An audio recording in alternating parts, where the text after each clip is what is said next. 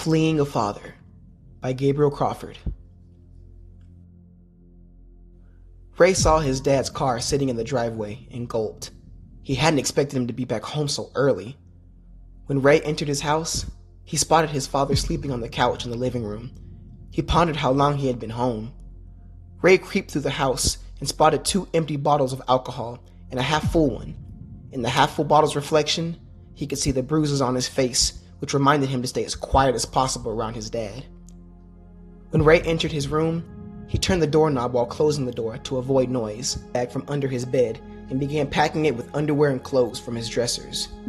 He went to his closet and grabbed a pair of boxing gloves, shin guards, and a mouthpiece that was in a box. He put the items in his bag.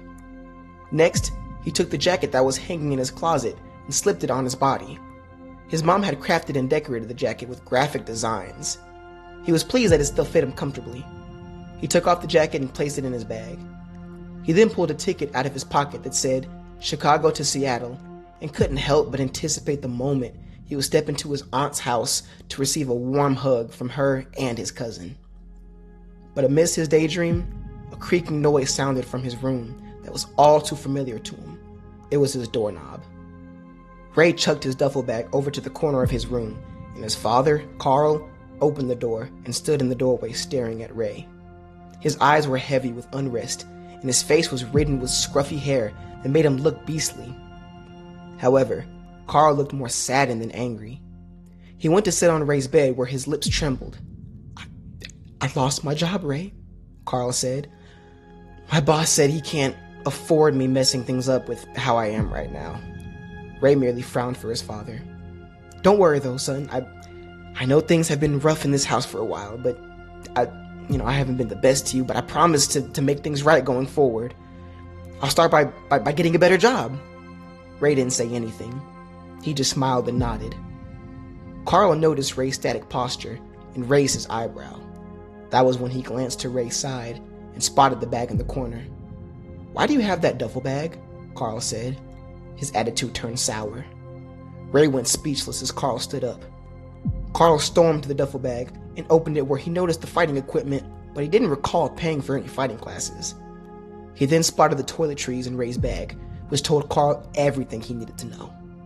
You're leaving me? Dad, I promise you I'm going to come back. I just need to be somewhere else for a little bit. I'm going with Aunt Luna. Aunt Luna? Carl said as he grabbed Ray's wrist. No, you're staying here, son. I'm all the family you need. Ray shrugged away from his dad, which caused Carl to push his son down in anger. His eyes widened. What, you think you're the only one suffering, Ray? The only one who wants a way out? Carl removed his belt from his waist. My wife is gone.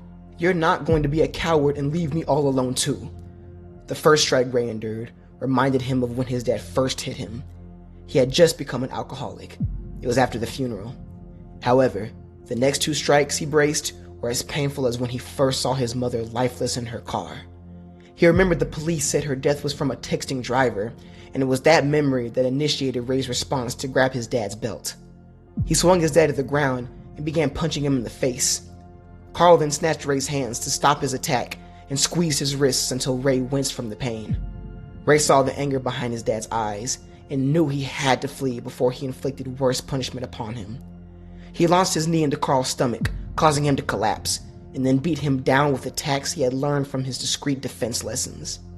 Once Carl's body curled up, Ray stopped attacking and stood over his dad. He couldn't help but feel disappointed, disturbed, and betrayed. He took his bag and headed for the door. Carl quivered. I'm sorry, son. I just miss your mom so much. Ray gave his father one last look before removing himself from his life. Well, now you've lost us both.